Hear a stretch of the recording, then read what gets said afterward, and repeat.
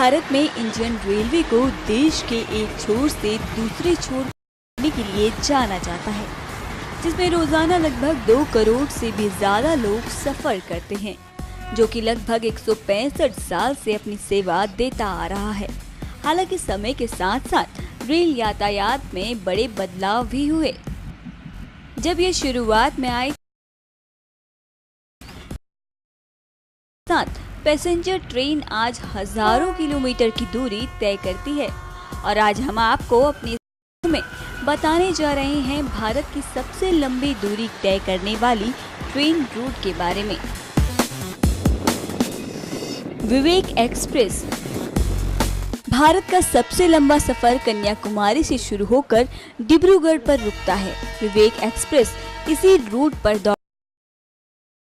213 kilometre की दूरी तय करने में 8 घंटे 15 मिनट का समय लगता है। हिमसागर एक्सप्रेस ये ट्रेन भी 35 मिनट का सफर तय करती है, जो कि जम्मू से कन्याकुमारी के बीच चलती है और 3714 किलोमीटर की दूरी तय करती है।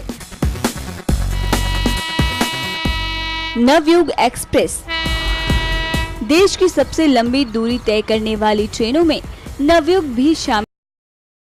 कर्नाटक के मैंगलोर से जम्मू कश्मीर तक का सफर तय करती है, जिसकी दूरी 3085 किलोमीटर की है, जिसे पूरा करने में 68 घंटे और 20 मिनट का लगता है। डिब्रूगढ़ एक्सप्रेस ये ट्रेन बेंगलोर के यशवंतपुर से होकर असम के डिब्रूगढ़ तक जाती है।